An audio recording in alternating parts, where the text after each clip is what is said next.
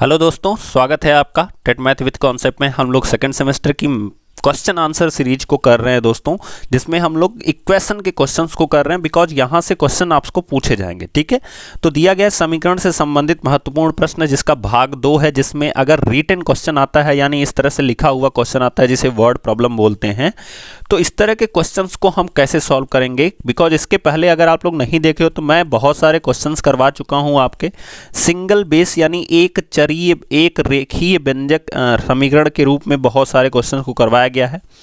तो इस क्वेश्चंस को कैसे हम सॉल्व करेंगे उसको हम लोग देखते हैं। तो दिया गया है अगर आपको किसी संख्या से, तो जैसे ही लिखे किसी संख्या से, तो तुरंत आप क्या कर लो, वो संख्या मान लो कितनी है, यक्स है। तो यक्स से क्या करना है, 1/2 घटाना है। जैसे जैसे वो कहे वैसे वैसे आप करते जाओ, तो आप लिखोगे यक्स माइनस 1/2, इतना कर लो आप। और जब भी इस तरह के काम करो तो इसको तुरंत ब्रैकेट में करने की आदत डालो। ठीक है, यक्स माइनस 1/2 हो गया, इसको तुरंत ब्रैकेट में करने की आदत डाल लो। ये हो गया 1/2 घटाने पर परिणाम, तो ये हमारा परिणाम हो गया। यक्स माइनस 1/2 हम कर दिए, तो यही हमारा परिणाम है। को 1/2 से गुणा करने पर, मतलब इस पूरे फंक्शन को कितने से गुणा करना है, 1/2 से जब हम गुणा करेंगे तो हमें गुणा करने पर 1/8 प्राप्त होता है। तो आप सीधे सीधे लिख लो बराबर 1/8 मिलेगा। देखो कितना आंसर, कितना सही, एकदम सटीक सा क्वेश्चन होता है जिसको हमें सिर्फ सेट करना होता है, इसमें बिल्कुल प्रॉब्लम नहीं होती है। आपको कहा कि कोई संख्या है में से 1/2 घटाने पर, तो हमने मान लिया वो संख्या यक्स है और यक्स में से हमने क्या घटा दिया, 1/2 घटा दिया। फिर क्या कहा कि परिणाम को, यानी यही जब घटाएंगे तो यही तो परिणाम होगा, तो परिणाम को कितने से गुणा करा दे, तो 1/2 से हमने गुणा भी करा दिया। बराबर क्या मिल जाएगा, तो 1/8 मिल जाएगा। अब देखो इस तरह के क्वेश्चंस को मैंने पिछले वीडियोज में समझाया है कि कैसे लगाएंगे दोस्तों। मैं केवल इक्वेशन बनाऊंगा जिससे आप लोग लगाओगे, तो इससे क्या होगा कि आपको लगाने का तरीका पता चलेगा कि कैसे क्वेश्चंस लगते हैं। अगर मैं हर क्वेश्चन को लगा के आपके सामने रखूंगा तो फिर कोई फायदा नहीं होगा, आप अपने आप को टेस्ट कब करोगे। बिल्कुल आराम से करना है। अब देखो इसमें क्या करना है मैं समझा देता हूं। आप यहां पे जो 2 है ये गुणा कर रहा है ना, यहां पे सॉरी भाग कर रहा है, इसको इधर भेजना तो ये ऊपर जाके गुणा करेगा, यानी ये हो जाएगा 2/8।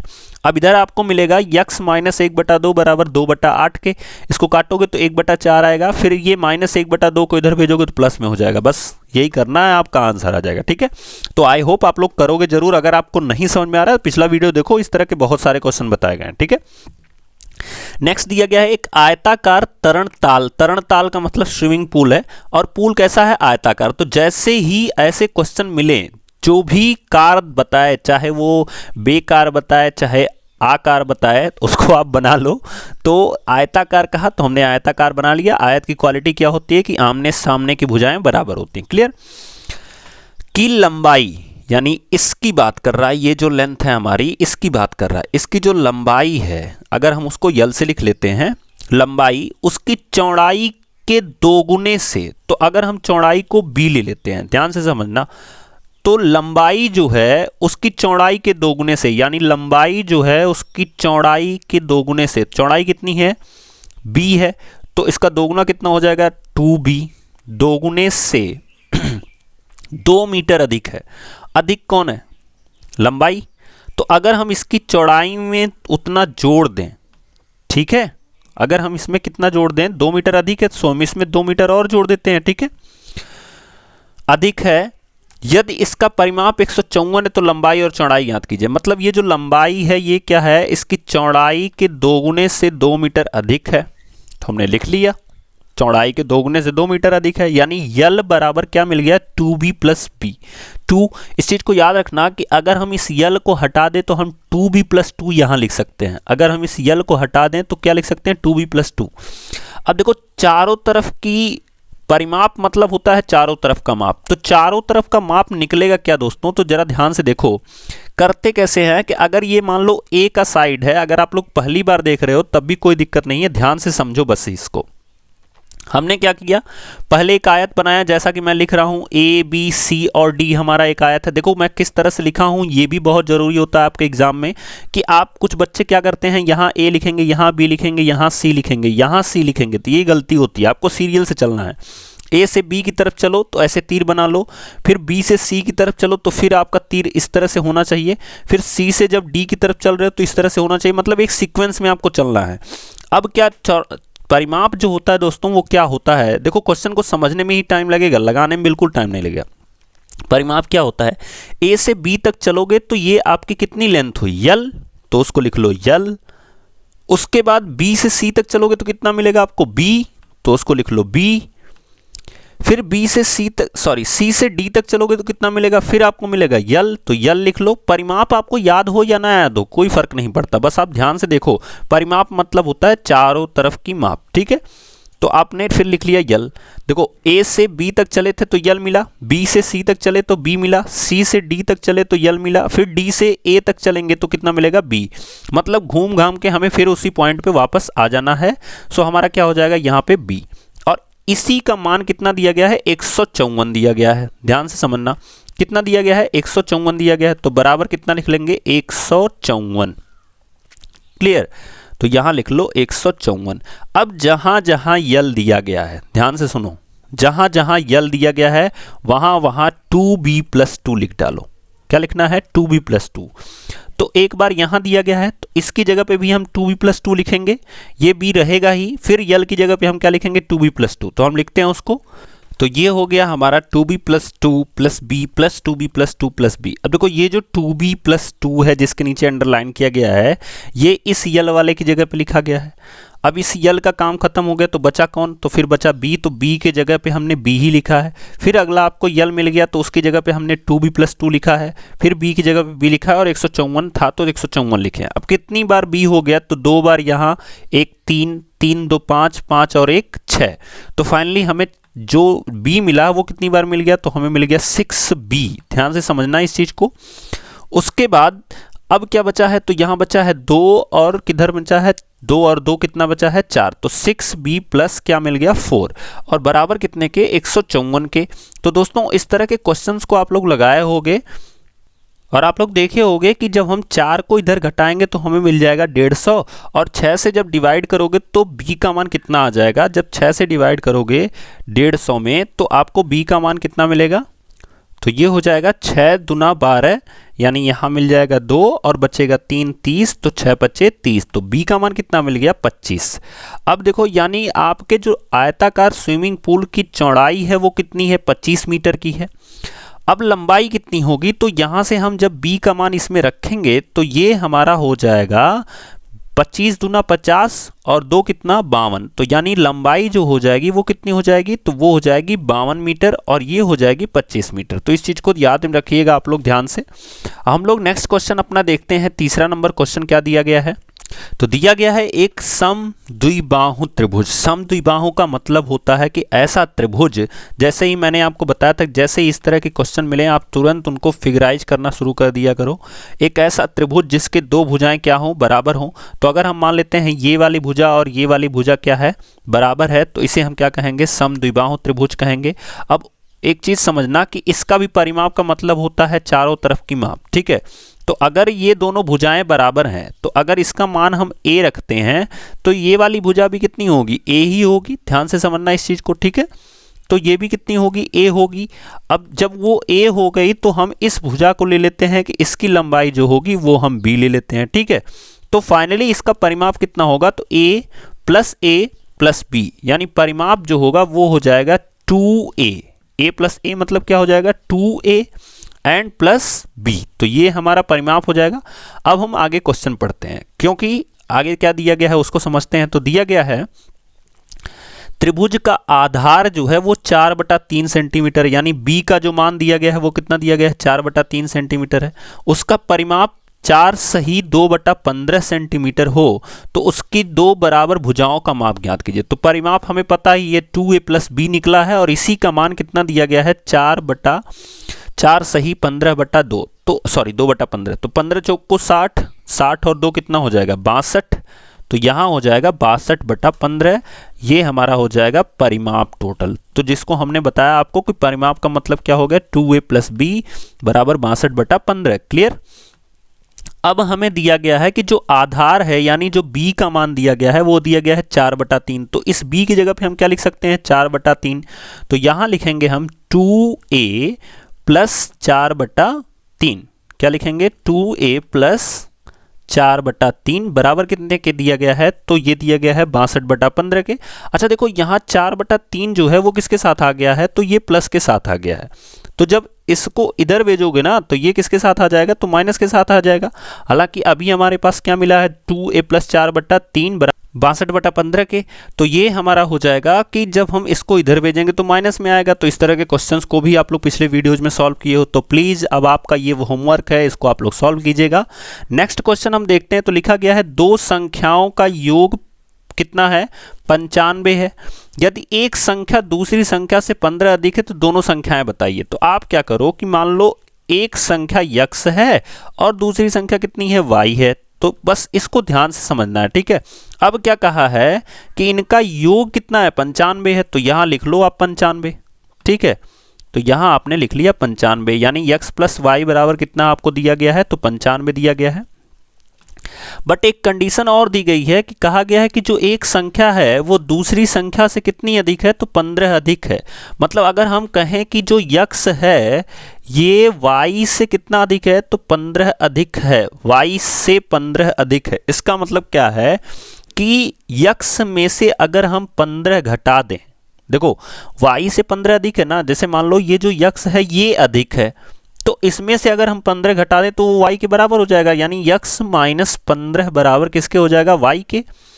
तो y की जगह हम क्या लिख सकते हैं, x माइनस 15। क्या लिख सकते हैं, x माइनस 15। तो ये जो y का मान मिला है आपको यहाँ पे, इसी को लेके इस y की जगह पे लिख दो। तो ये हमारा जो इक्वेशन दिया गया है वो क्या दिया गया है, वो दिया गया है x, और y की जगह हम क्या लिखेंगे, x माइनस 15। तो लिखेंगे हम plus x minus 15, x minus 15, ठीक है। और बराबर कितने के हो जाएगा 95 के, क्योंकि हमने इसको y की जगह पे लिखा है। ये जो वैल्यू हमने लिखी है दोस्तों x माइनस 15, इसको हम इसकी जगह पे लिखे हैं और बराबर 95 दिया ही गया है। तो इस तरह के भी क्वेश्चंस को आप लोग लगाए होंगे पिछले वीडियोज में। अगर नहीं लगाया तो जाके देखो और सीखो, फिर इसको लगाओ, बिकॉज कोई चीज़ भागने से नहीं आएगा, उसको सीखने से आएगा, ठीक है। अब ये जो 15 है यहाँ माइनस के साथ है, इधर क्या हो जाएगा, प्लस के साथ हो जाएगा, और इधर हो जाएगा x प्लस x बराबर 2x के। हम लोग अपना 5वां क्वेश्चन देखते हैं, क्या दिया गया है। तो दिया गया है दो संख्याओं में 5:3 का अनुपात है। देखो जब अनुपात वाले क्वेश्चन आपको मिले, मैं बहुत सिंपल सा आपको बताता हूं, आप तुरंत जैसे ही अनुपात दिखे याद कर लो, तुरंत क्या करो, उन सब जो भी अनुपात दिए हैं उनके बाद में x लगा लो। तो पहली संख्या हो जाएगी 5x, दूसरी संख्या कितनी हो जाएगी 3x। बस सिंपल सा काम यही करना है, ध्यान से समझना इस चीज को। जैसे ही कभी भी क्वेश्चन में कभी भी अनुपात मिलेगा तो तुरंत उनके बाद में हमें क्या लगा लेना है, x लगा लेना है। तो ये हो जाएगा 5x, फिर हो जाएगा 3x। यदि उनमें अंतर 18 का है, मतलब इनके बीच में का अंतर कितने का है, तो ये 18 का अंतर है। तो इसको लगा लो 5x माइनस 3x बराबर कितने के, 18 के। तो संख्याएं ज्ञात कीजिए। तो इस तरह के क्वेश्चन आप लगाए हो दोस्तों। अब आप 5 में से 3x घटाओगे तो आपको मिलेगा 2x बराबर 18 के। तो x का मान निकालना, और आप जब x का मान निकलेगा, अब मान लो यहाँ पे हो जाएगा 2x बराबर 18 के, तो x का मान कितना आएगा, तो आई थिंक 9 आएगा, बिकॉज 2 यहाँ गुणा कर रहा है। तो 18 के पास आएगा तो क्या करेगा, भाग करेगा। 18 के पास आएगा तो भाग करेगा, तो x का मान कितना आ जाएगा 9। तो उस 9 को यहाँ रखोगे तो 5 9 कितना हो जाएगा, तो संख्या हो जाएगी 45। फिर 9 को यहाँ रखोगे 3 9 कितना हो जाएगा 27, क्योंकि संख्याएं तो हमने यही मानी है ना कि 5x और 3x हैं। तो यहाँ पे हो जाएगा 45 और ये आंसर आ जाएगा 27। तो इसको आप लोग लगाइएगा। फिर हमने दिया गया है 3 लगातार पूर्णांकों का योग 51 है। पूर्णांक ज्ञात कीजिए। देखो मैं आपको बताऊं कि किसी भी चीज को पूर्णांकों का योग जो 51 दिया गया है उसको मैं समझाता हूं, ध्यान से समझना, ठीक है।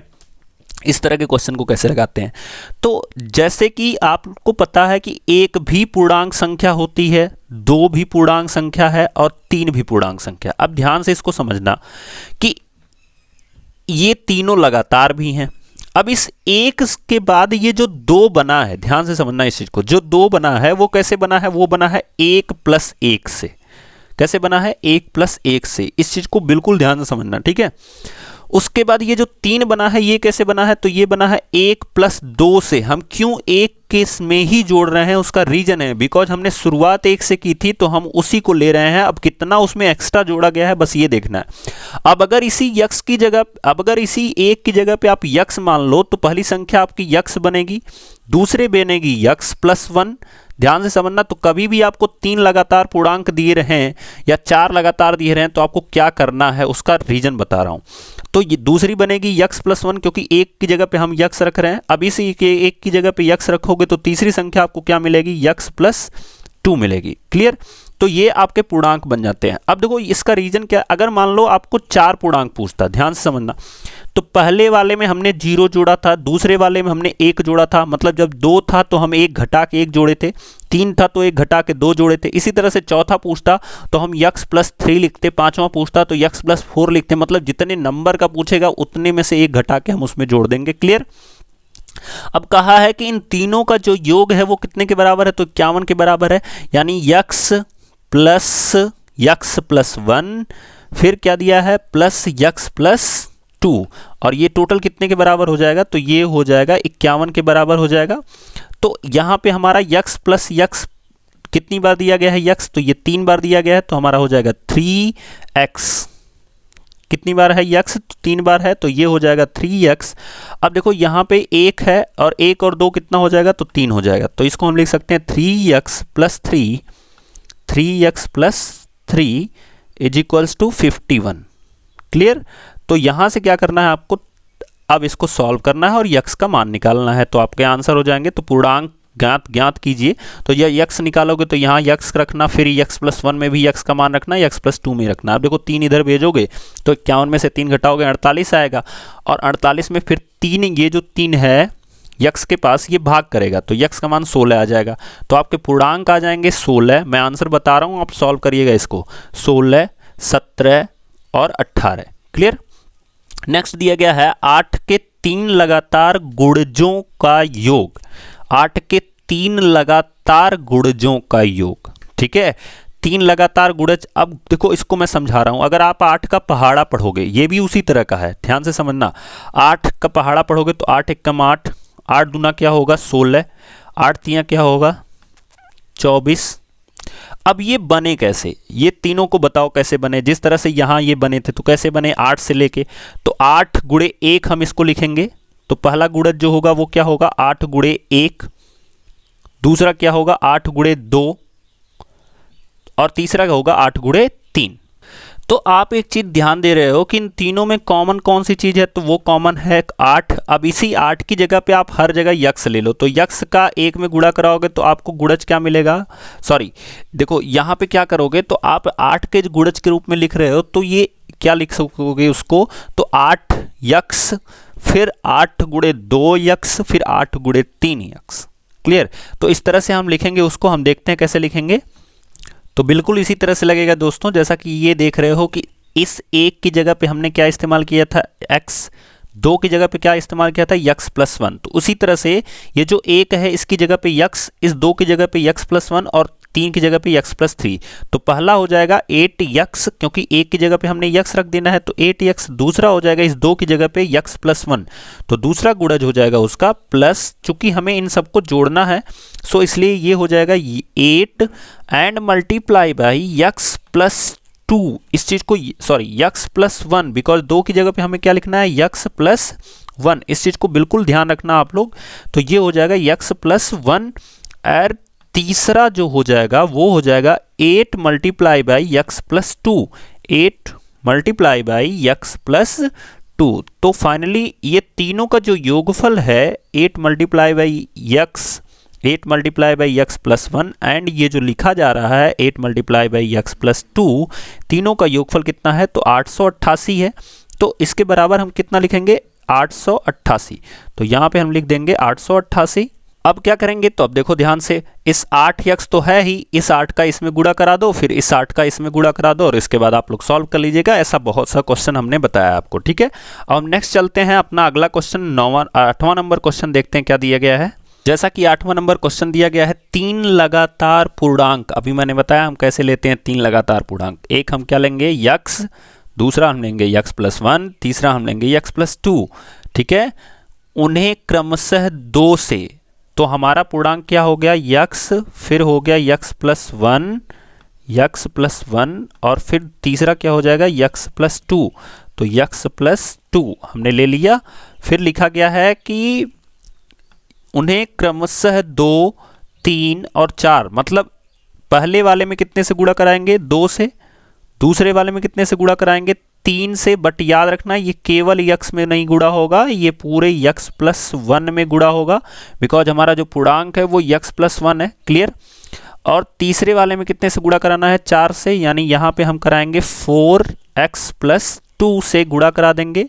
गुणा कराने पर जो योगफल प्राप्त होता है वो 74 प्राप्त होता है, यानी ये बराबर हो जाएगा किसके 74 के, बराबर 74, ठीक है। तो यहाँ पे हम लिखेंगे 74। अब इसको आप लोग सॉल्व कीजिएगा, 3 पूर्णांकों को ज्ञात कीजिए, तो देखो यहाँ पे भी प्लस लगा देना है आपको, बिकॉज सबका योगफल आपसे दिया गया है 74, तो इस सब की जगह पे प्लस लगाना है। अब देखो पहला काम ब्रैकेट खत्म करेंगे, यानी इस 3 का हम पूरा गुणा कराएंगे, फिर 4 का गुणा कराएंगे, फिर यक्स वालों को एक साथ और अंकों को हम इधर भेज देंगे। इस तरह के क्वेश्चन हमने लगाया। फिर दिया गया है राहुल और हारून की वर्तमान आयु, जैसे ही दिखे वर्तमान आयु रेशियो में, तो मैंने आपको बताया कि रेशियो कैसे सॉल्व करते हैं, तो उसको मैंने बताया आपको कि इसको हम डायरेक्ट करेंगे कि जो वर्तमान आयु होगी वो दोनों की कितनी हो जाएगी, तो एक की हो जाएगी 5x, जैसे ही रेशियो मिले तुरंत रेशियो हटाओ और वहाँ पे क्या लगा देना है यक्स, और दूसरे की क्या हो जाएगी 7x। फिर लिखा गया 4 वर्ष बाद, यानी अगर आज से 4 वर्ष बाद, मान लो आज आपकी आयु 20 साल है, 4 वर्ष बाद कितनी होगी 24, तो अगर किसी इंसान की आयु 5x है तो 4 वर्ष बाद कितनी होगी, तो 5x प्लस 4 होगी ना। 20 से 24 कैसे हुई, जब हम उसमें 4 जोड़े थे, तो इसकी जो आयु होगी वो हो जाएगी 5x प्लस 4, और इसकी जो आयु हो जाएगी 4 वर्ष बाद वो कितनी हो जाएगी 7x प्लस 4, कितनी हो जाएगी 7x प्लस 4। अब इसका सवाल लिखा गया है 4 वर्ष बाद उनकी आयु का जो योग है दोस्तों, जो 4 वर्ष बाद आयु का जो योग है वो कितना दिया गया है, तो वो दिया गया है 56 वर्ष होगा, यानी इसको और इसको अगर हम जोड़ दें तो कितने के बराबर हो जाएगा, तो 56 के बराबर, यानी यहाँ पे अगर हम प्लस कर दें तो ये बराबर हो जाएगा किसके 56 के। अब यहाँ से आप यक्स का मान निकाल लेना और उस यक्स के मान को कहाँ रखोगे, तो इनमें, यानी 5x में, और किस में रखोगे 7x में, तो यहाँ पे हम लिखेंगे 56 के बराबर हो जाएगा, और यक्स को सॉल्व करके हम मान रख देंगे 5x में और 7x में, तो हमारा आंसर आ जाएगा। देखो आंसर कितना आएगा मैं बता रहा हूँ, तो 7 5 12x हो जाएगा और 4 4 8, 8 को जब घटाओगे 56 में से तो आपको मिलेगा 48, और यहाँ पे 12x रहेगा तो x का मान आ जाएगा 4, तो ये हो जाएगा 20 साल और ये हो जाएगा 28 साल। तो याद रखना इसका मान कितना हो जाएगा 20 साल और इसका हो जाएगा 28 साल। इसको सॉल्व कीजिएगा। नेक्स्ट 2 क्वेश्चन हम आपको दे के जा रहे हैं, 10वां और 11वां, जिसको आपको लगाना है खुद से, अपने दिमाग से इतने क्वेश्चंस को देखने के बाद खुद से लगाना है। तो वो क्वेश्चन क्या है हम देखते हैं। तो दिया गया है किसी कक्षा में बालक और बालिकाओं की संख्याओं का अनुपात, जैसे ही दे दिया अनुपात तुरंत यक्स लगाओ, यानी बालक का अनुपात हो जाएगा 7x, यानी बालक जो हो जाएंगे वो 7x हो जाएंगे, बालिकाएं हो जाएंगी 5x। यदि बालकों की संख्या बालिकाओं की संख्या से 8 अधिक है, संख्या किसकी अधिक है बालकों की, तो बालकों की संख्या यानी 7x में से 8 घटा दोगे तो बराबर किसके हो जाएगा बालिकाओं की संख्या के, तुरंत आपका आंसर लग जाएगा। फिर बाईचुंग के पिताजी उसके दादाजी से 26 वर्ष छोटे हैं, तो एक तरफ पिताजी लिखना एक तरफ दादाजी लिखना। छोटा कौन है, तो पिताजी छोटे होंगे और दादाजी बड़े होंगे, तो दादाजी को अगर यक्स मानोगे तो पिताजी हो जाएंगे यक्स माइनस 26, ठीक है। और उससे 29 वर्ष बड़े हैं, जो बाईचुंग के पिताजी उसके दादाजी से 26 वर्ष छोटे हैं और उससे 29 वर्ष बड़े हैं, तो उस जो बाईचुंग से हैं वो कितने हैं 29 वर्ष बड़े हैं, ठीक है। जो पिताजी हैं वो उससे 29 वर्ष बड़े हैं। तो इस तरह के क्वेश्चंस को आप लोग ट्राई कीजिएगा। हम लोग नेक्स्ट वीडियो में ये पूरा क्वेश्चन को मैं डिफाइन करूंगा, टेंशन ना लीजिए। तब तक के लिए थैंक यू सो मच।